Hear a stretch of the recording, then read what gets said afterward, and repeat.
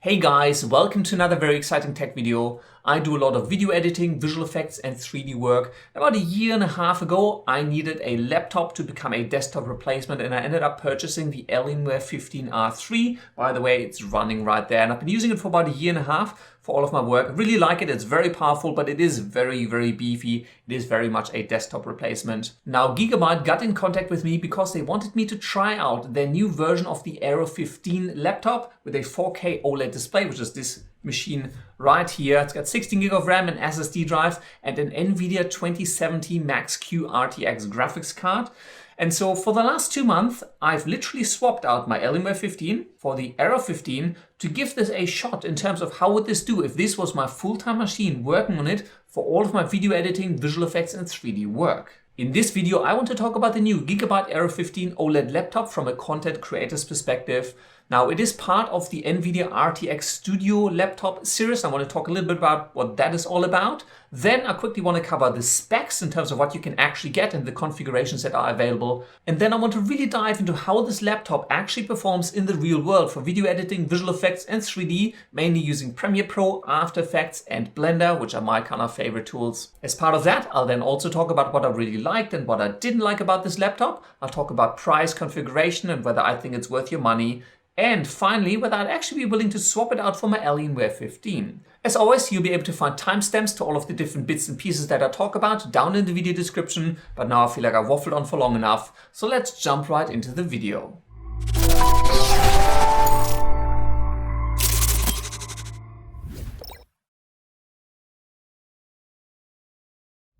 The new Gigabyte AERO 15 is part of the NVIDIA RTX Studio laptop series. So you'll see this logo up here and you'll find this on quite a few different laptops now from Gigabyte, Dell, Asus. There's a whole bunch of others. And these laptops are essentially NVIDIA certified to be part of the RTX Studio series. What that actually means is that these laptops are meant for creators rather than gamers. In terms of the specifications, you will usually find 4K screens that run at 60 Hz. You'll find more RAM, stronger CPU, SSD drives. For gaming, you probably usually want a 1080p display, like an IPS panel that runs at 144 or 240 Hz. This 4K screen, as much as I like it, only runs at 60 Hz. All of these laptops are equipped with an RTX graphics card. This one I have here has a 2070 Max-Q in it, and the Max-Q is actually just a moniker. It's essentially the same as a 2070 RTX graphics card, but it runs at a different power profile, so they kind of curb the performance just a tiny bit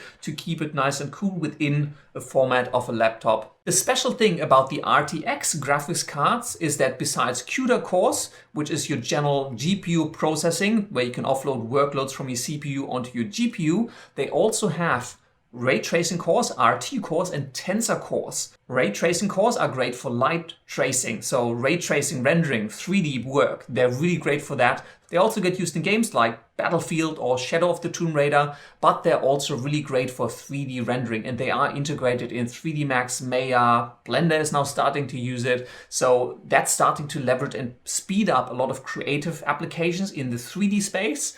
And then, besides that, they also have Tensor cores. Tensor cores are for AI, and you'll start seeing that capability being pushed more and more, especially in image processing, like sharpening and blurring in Lightroom. All of that is run really efficiently with AI or content object removal, image recognition, that sort of stuff sits really well with AI. So the RTX graphics cards have CUDA cores, which is great for general processing power. Then you have the ray tracing core for 3D work and the Tensor cores, which start getting more and more pushed into the image processing field. Now, one thing I have to say is that the RTX technology is still quite new. NVIDIA is doing a really smart thing and getting in really early with all of these companies and softwares and starting to help them out, integrate all of these cool features that you have available in the RTX graphics cards. And then they're putting these cards into laptops for creators that hopefully will then enable people like us to work faster and more efficiently. So that's kind of the special thing about the whole RTX Studio laptop series. Just be aware that right now, like right this second, While it's being used in certain applications for certain things, it hasn't been picked up generally yet, but it is starting to sink in more and more. So if you want to future-proof long-term, might be worth looking at an RTX card. Right now, right this second, I reckon more CUDA cores will still get you more bang for your buck, but long-term it'll be really interesting to see where the RTX cards go. But now, before I talk about my real-world experience with the Aero 15 over the last few months, let's just quickly run through the specs just so you know what you can get in this package.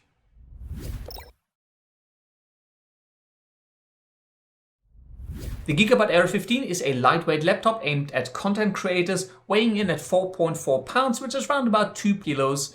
Now this one right here is version 2. The first iteration actually came out in 2017 and made quite a bit of waves. The starting price for the new AERO 15 is around about 1.7 thousand US on Amazon, and you can go up to around about 4,000 for the fully spec'd out model. The laptop comes equipped with 9th generation 6-core Intel processors ranging from the i7-9750H to the i9-9980HK. It has 2 memory slots and supports up to 64 GB of DDR4 RAM. Probably the most talked about feature of the new Gigabyte AERO 15 though is the 15.6-inch super thin bezel Samsung Ultra HD 4K AMOLED display. It runs at 60 Hz, and here's a goodie for the content creators: it comes Pantone certified, fully color calibrated, straight out of the factory. Now, as I've already mentioned, if you're more into gaming and you are looking at the AERO 15, I recommend getting it with a 1080p IPS panel that then runs at 144 or 240 Hz. Now, due to the super thin bezel, the webcam is unfortunately kind of awkwardly placed in a nose-up position right here next to the keyboard, but at least you can just slide over the integrated privacy screen and it's just kind of out of your mind. But next to that webcam, you will find a beautiful single-key RGB backlit keyboard with a full numpad. The laptop also features a decent-sized Windows Precision touchpad with an integrated fingerprint reader. The AERO 15 has a ton of I/O with 3 USB 3 ports, 1 USB Type-C or Thunderbolt port, a UHS 2 SD card reader, which as a content creator I really appreciate, an HDMI 2.0 and DisplayPort 1.4 output, a headphone/microphone jack, as well as an Ethernet port so I don't have to transfer all of my files wirelessly. The battery is a pretty decent size at 94 watt-hours, which is just under the legal limit of what you can actually take on a plane. It's rated to give you around about 3.5 hours of performance, which is similar to my Alienware, though quite honestly my personal experience varied a little bit, but more on that later. Finally, the laptop features something called Azure Integrated AI, which personally I thought was a little bit gimmicky. It's kind of an AI system that sits on the laptop that essentially helps you manage your power profile, like it automatically switches to more performance or battery saver mode depending on your behavior and which applications you use. But now let's actually talk about how this laptop performed in the real world, using it for video editing, visual effects and 3D work.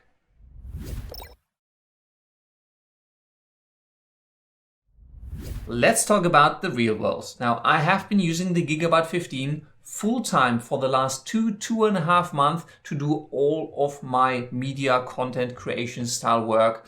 And I want to talk about a few things that I really liked about the device and some of them that I didn't like so much, and why I'm not yet ready to swap this machine out for my current Alienware 15.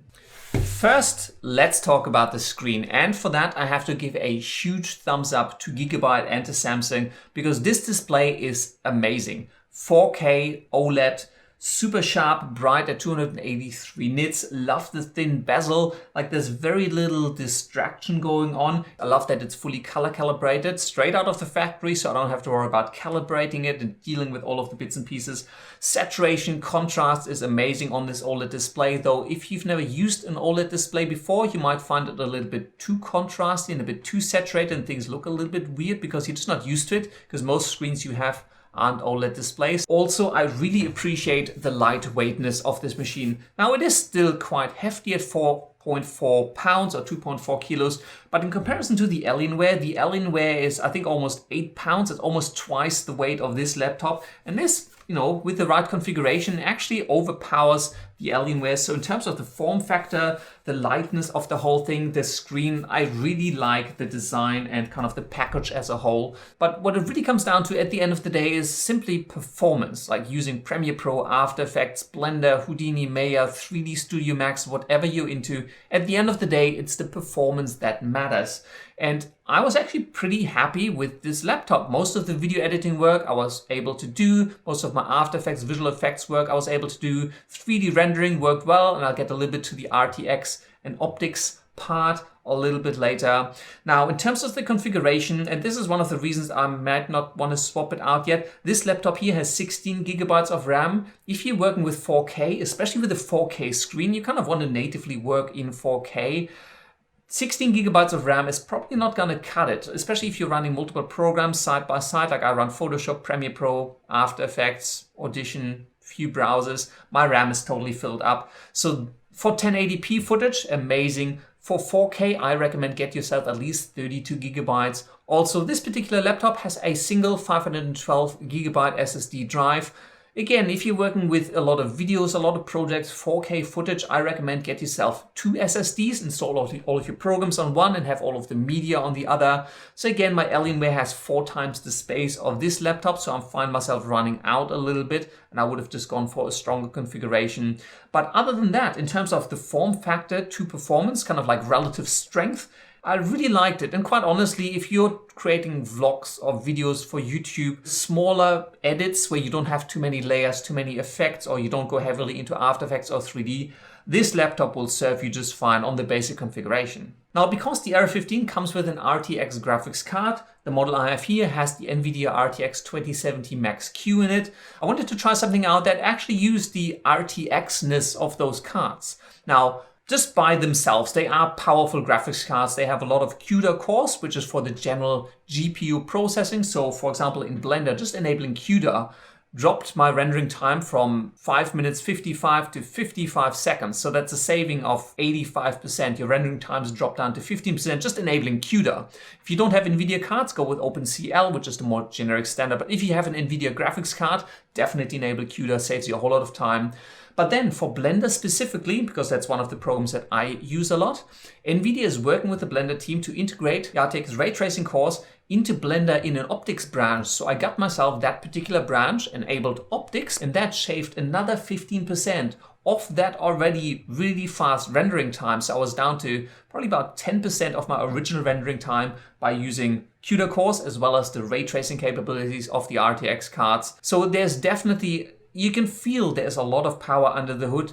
Again, it is still pretty early days for RTX. If you are in the 3D space, like 3D Studio Max, Maya, using the Arnold rendering engine, they much more now start to leverage the RT cores. Or if you're into image processing, the Tensor cores become very useful for sharpening in Lightroom and Photoshop and all of the image processing stuff.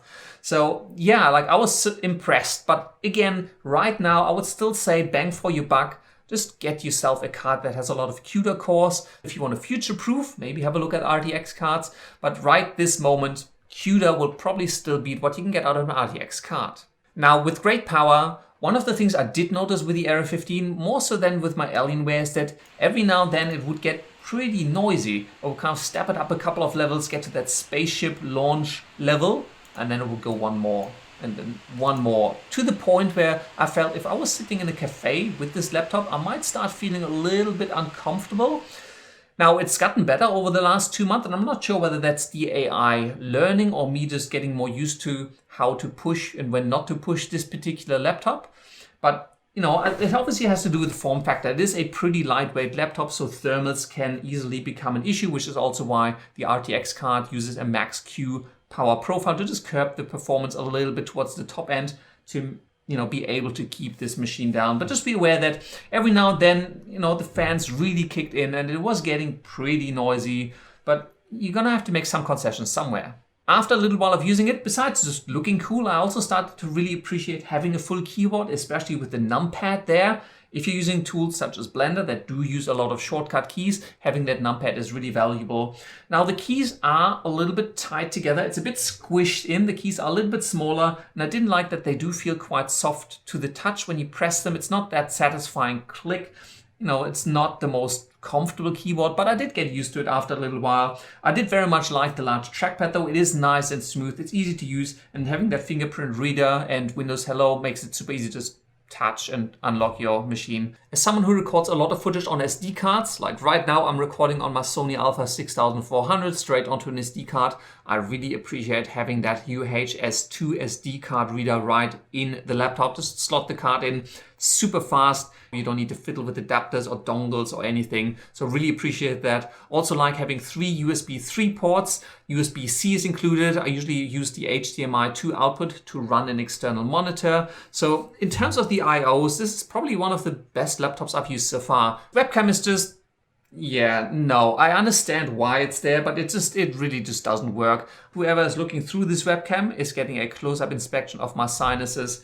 Not a fan of this webcam, so I usually just leave it closed. If I was to do web conferencing, I'd probably get an attachment somewhere. Also, in terms of audio, if you do a lot of video editing and you work with audio, the speakers on this laptop, they're okay. They're not great. They do sound a bit flimsy. Headphone jack on one side, and I recommend using that over the speakers, but in terms of the audio, like if you do precision work, you probably want speakers like, like some studio monitors where you can really hear the audio. It's sufficient, but just not the best quality in the world. Now, besides picking a stronger configuration for a laptop that I was going to use long term, the other issue I had with this laptop was actually with the battery. Quite honestly, most of the time without power connected, just having Premiere Pro open or browser or watching a movie, I was getting less than 2 hours before the battery was flat. Now online, I've seen lots of tests, lots of people trying it out with rendering things. They're usually getting around 3.5 hours, which is on par with my Alienware, so I don't want to be too judgmental on it. I have a feeling there is something wrong with this particular battery because it runs out faster than any other test I've seen for the new Aero 15 online anywhere. So just check out a few other sources before you go by my personal experience. But yeah, on battery, this doesn't last me very long. Even the Alienware will last me 3.5 hours. The Aero 15, 2 hours, usually around about there before it was pretty much flat. The price of the Aero 15 starts at around about 1.6 to 1.7 thousand US dollars. And for what you're getting in the package at that price, there's actually a pretty good deal. Like, it's lightweight, it's powerful enough to do all sorts of video editing, light visual effects or 3D work.